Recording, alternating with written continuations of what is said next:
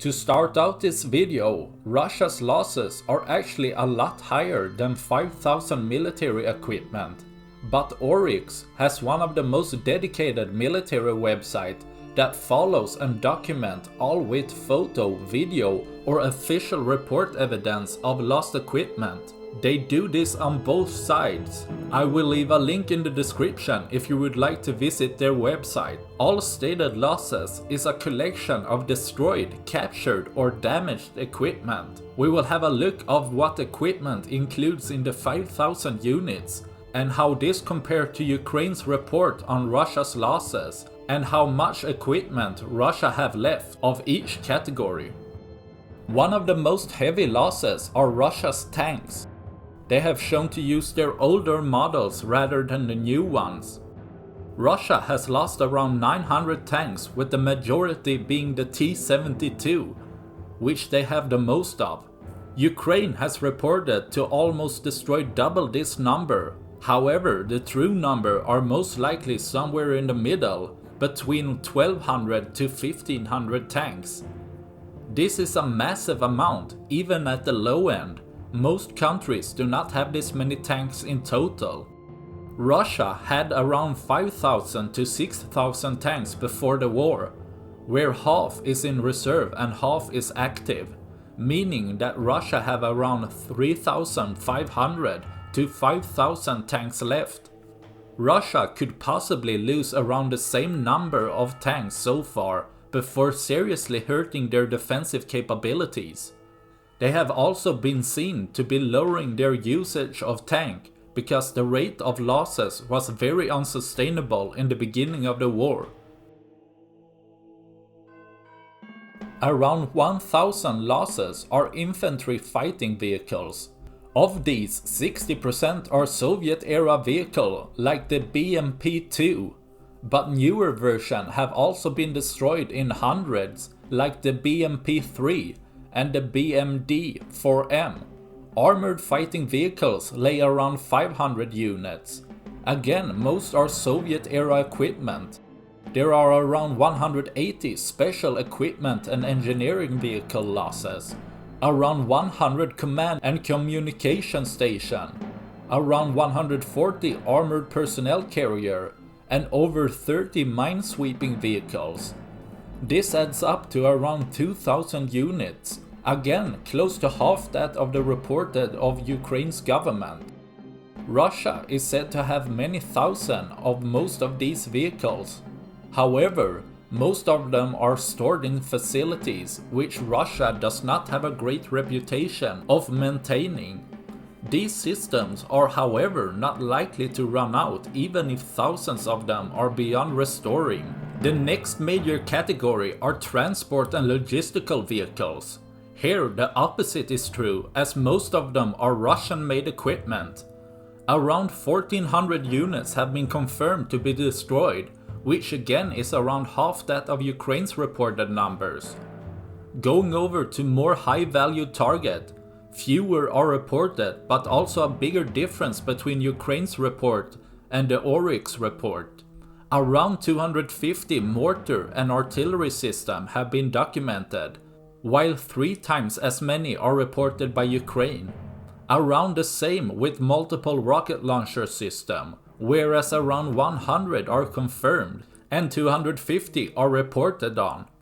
These include a wide range from the BM-21 Grad system, which is a cheap Soviet-era unguided multiple rocket system,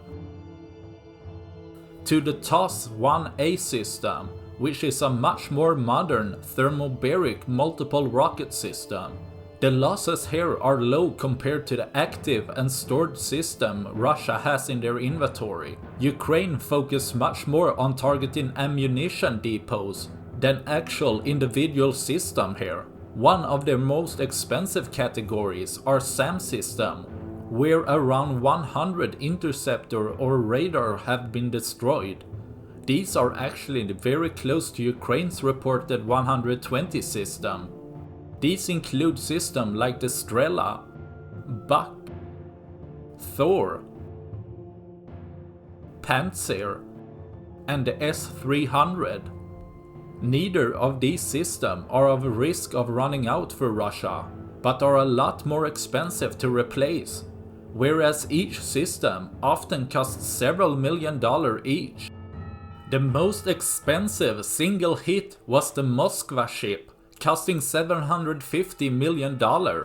Ukraine has reported of 15 naval assets, while there's 11 on Oryx.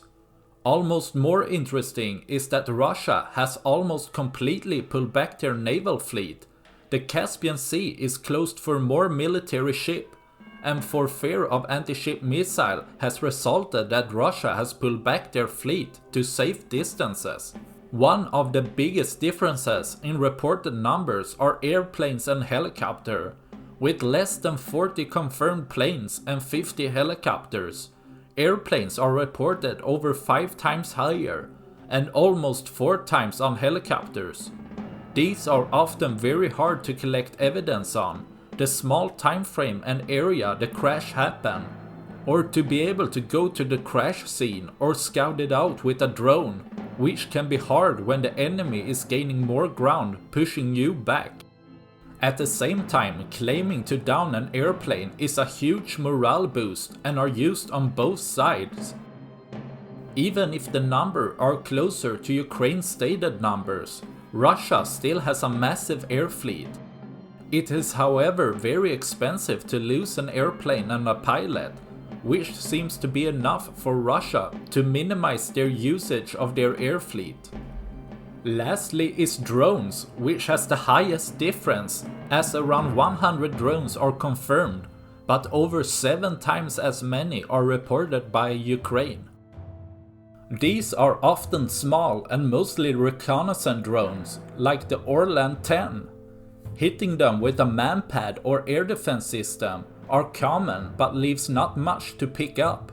As a small common target, the will to document these are less luring, which can help explain the difference in the reported numbers. Russia seems to be able to keep fighting, at least for the foreseeable future. Their most pressing problem is soldiers. Russia is having a real hard time recruiting enough to meet their need to attack on a large scale and replace the fallen and injured soldiers. Even though Russia has plenty of equipment left, their losses will hurt Russia's inventory for many years to come. They may never have those massive stockpiles of weapons as they used to.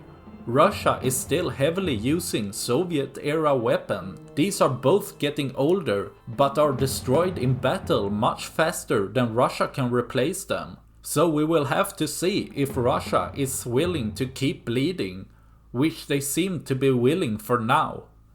That's all I had for this video. Please like and subscribe for more. Thanks for watching. Bye.